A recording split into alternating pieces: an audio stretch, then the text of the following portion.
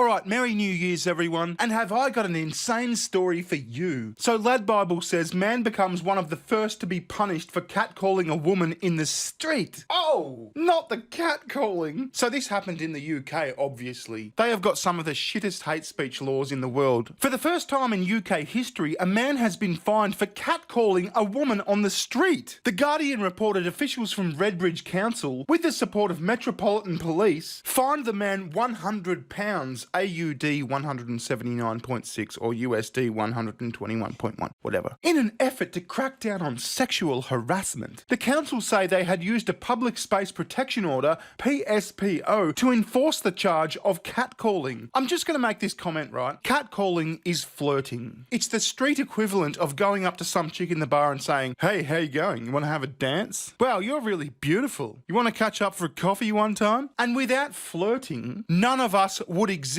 because every single one of you who is listening to this has a biological female for a mother and a biological male for a father. So if flirting didn't exist, you would not exist.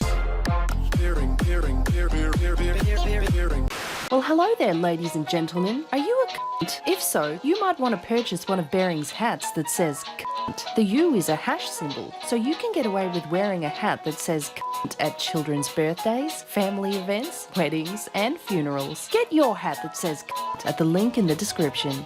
According to the outlet, leader of Redbridge Council and London Council's executive member for crime and public prosecution, Jas Athwa, my God, what a mouthful. In the beginning. They were the first council to implement these charges, demanding perpetrators be held accountable. Okay, perpetrators need to be held accountable for flirting. So what happens if a chick catcalls a dude? Sorry, that's my daughter in the background. Hey, listen, Daddy's recording. You be quiet, all right? Oh, thank you.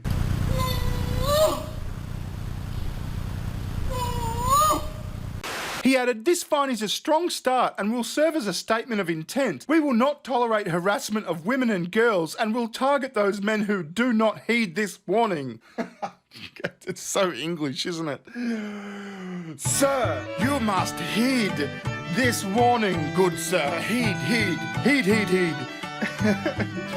We're reclaiming our streets for our local communities and ending the culture of misogyny that starts with harassment and escalates to violence." Well, catcalling is not harassment. It's the street equivalent of saying, "Oh, hey, sexy. Hey, you look very nice." And it doesn't end in violence. I mean, it does sometimes, when the dude's like a screw loose. But as I said, if flirting didn't exist, then you wouldn't exist. My daughter exists. Hi, Harley.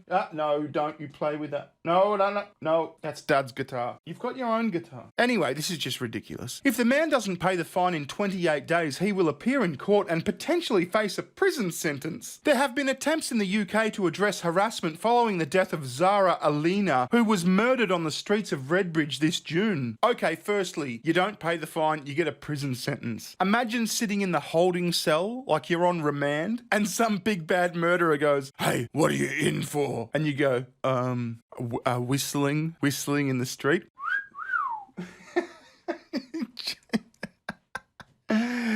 And secondly, this is off point, but when I was about 18 and worked in a factory sort of place, I organised a date with this chick called Alina. She was Indian. I think she was about 26, 25, something like that. I'm like, yes. I asked her out on this date because she was kind of hot, and she said, "Yeah, sure." And I'm like, yeah, I'm fist pumping the air after my shift, it was all cool. And then like 3 days later, she's come up to me in the middle of my shift and she's like, "So we're still on for tonight. I'll meet you at the restaurant at 7 o'clock. And she had this huge cold sore on her lip. And I'm like, something suddenly came up. Well, something suddenly came up. Oh, well, that's okay.